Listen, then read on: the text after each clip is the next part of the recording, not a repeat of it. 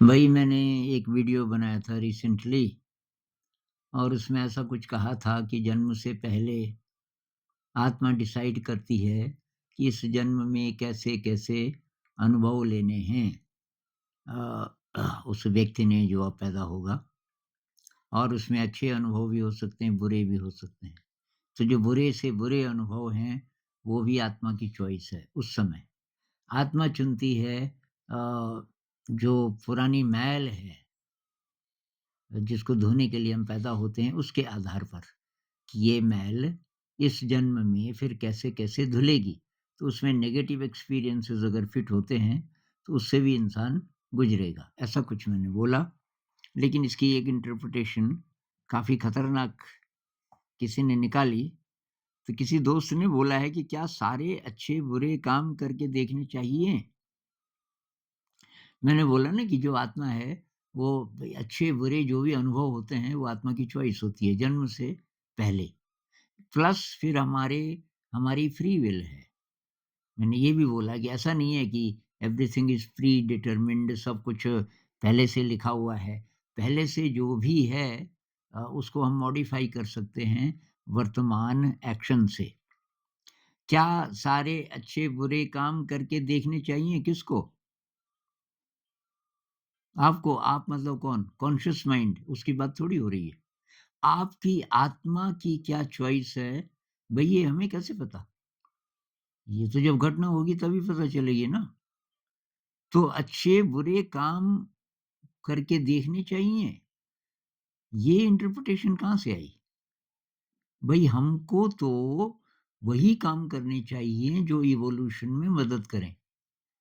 But butterfly बनना है caterpillar से, उसमें जो-जो चीज़ें मदद करें, तो कौन-सी मदद करेंगी? अच्छे कर्म। आपके सामने मर्डर हो रहा है। अब ये कहना कि ये आत्मा की चॉइस नहीं हो सकती। आत्मा कह लो, परमात्मा कह लो, एक ही बात है। क्योंकि आत्मा परमात्मा का ही स्पार्क है और कि आत्मा वही करती है जो परमात्मा चाहता है, मतलब एक ही है दोनों। तो जब हम कहते हैं ना कि सब कुछ ईश्वर की मर्ज़ी से होता है, तो वो जो मर्डर हो गया मान लीजिए, तो वो किसकी मर्ज़ी से हुआ?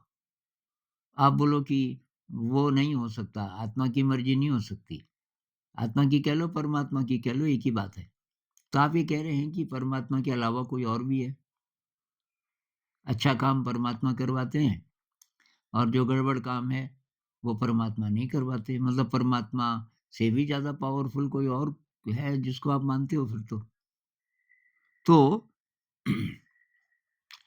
मैं ये कह रहा था, मैं नहीं बोल रहा हूँ, मतलब कुछ विद्वानों का ये मत है, जो मुझे लॉजिकल लगता है कि भई जो-जो चीज़ें हमारे सामने होती हैं, जिनको हम बहुत ज़्यादा खराब भी मानते हैं, जैसे मर्डर वगैरह है, तो वो उसका कोई कारण होगा। अब कारण होगा तो मैं चुप रहूँ, ये मतलब थोड़ी है इसका। मैं हो सकता है मेरे सामने वो इसीलिए हो रहा है, क्या मेरे लिए चांस है अच्छा काम करने का? अगर मेरे में शक्ति है, उसको बचाने की, उस जो जिसका मर्डर होने वाला है, तो अगर मैं तुरंत एक्शन लूँ, तो अच्छा कर्म है ना, वो मेरी मैल धोने में मदद करेगा क्योंकि मैंने एक अच्छा कर्म किया। तो जहाँ-जहाँ बुराई है, अगर आपके सामने हो रही है, आप कुछ कर सकते हैं, तो वहाँ-वहाँ ही तो आपके पास मौका है, ऐसे काम करने का असाधारण, जिससे कि आपकी असाधारण प्रगति होगी और हम बदल सकते हैं। जो भी लिखा हुआ है, कुछ लोग कहते हैं ना कि पहले से किस्मत लिखी हुई होगी, उसको हम अपने फ्री विल से बदल सकते हैं। फ्री विल का मतलब मर्ज़ी नहीं, फ्री विल का मतलब है कि आपके अंदर की शक्ति, कितनी आंतरिक शक्ति आपने अर्जित की है और इसकी कहानियाँ हैं। नचिकेता की कहानी है, नचिकेता को तो श्राप मिल गया था 3 दिन में तो मर जाएगा और यमराज 3 दिन तक इस असमंजस में रहे कि कैसे मैं इसके प्राण लूँ और अंत में यमराज नहीं ले पाते उसके प्राण। क्यों? क्योंकि जो नचिकेता है, उसके अंदर ऐसी दिव्यता है कि वो दिव्यता हो गया उसका उसकी जिसको हम फ्री विल बोल रहे हैं, इसका मतलब यही है, आपके अंदर कितनी दिव्यता है। फ्री विल का मतलब ये नहीं कि जो मर्ज़ी करो, तुम्हारा कॉन्शियस माइंड, ये छोटा माइंड जो भी बोले, कॉन्शियस माइंड को तो एक तरफ रखो तब जाके एक्शन अच्छा होगा। कॉन्शियस माइंड के बियॉन्ड जाओ, आपकी जो हायर इंटेलिजेंस है, वो डायरेक्शन तब देगी और वो बहुत बढ़िया डायरेक्शन देगी और बहुत शक्तिशाली भी आपको बनाएगी। उस समय जितनी शक्ति चाहिए, किसी चैलेंज को फेस करने के लिए, वो आ जाएगी उस समय। तो फिर ये सावित्री की कहानी है। सावित्री की शादी हुई सत्यवान से और अब उस पहले से था उसकी किस्मत में कह लीजिए कि शादी के कुछ ही समय बाद वो मर जाएगा। अब वो मर गया, यमराज प्राण लेके जा रहा था, सिंबॉलिक कहानी है और ये सावित्री पीछे-पीछे, सावित्री ने कहा नहीं ले सकते आप मेरे पति के प्राण और अंत में यमराज को हार माननी पड़ती है और वो सत्यवान के प्राण वापस कर देता है। इतना बड़ा परिवर्तन आ सकता है आपके फ्री विल के कारण और फ्री विल का मतलब ये हमारे साधारण दिमाग की इच्छा की बात नहीं हो रही है।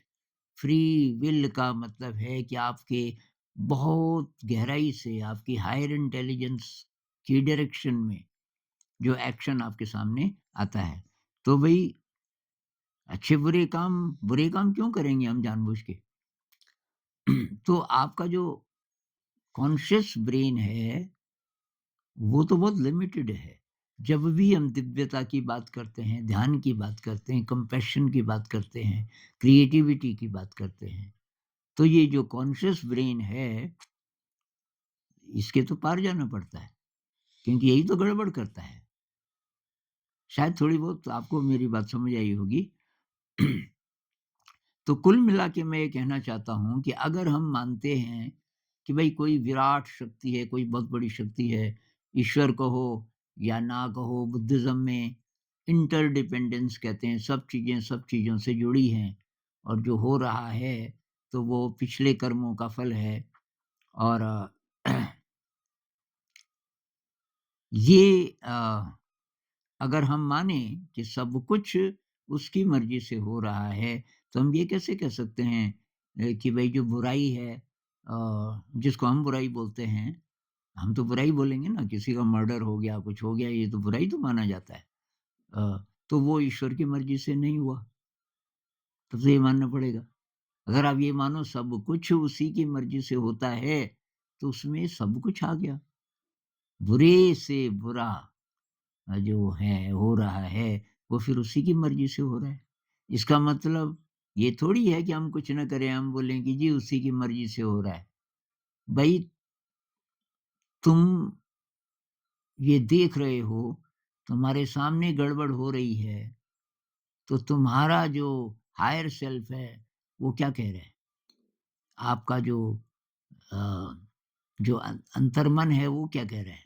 हम करना चाहते हैं ना, कुछ बचाना चाहते हैं, वहाँ पे एक्शन लो।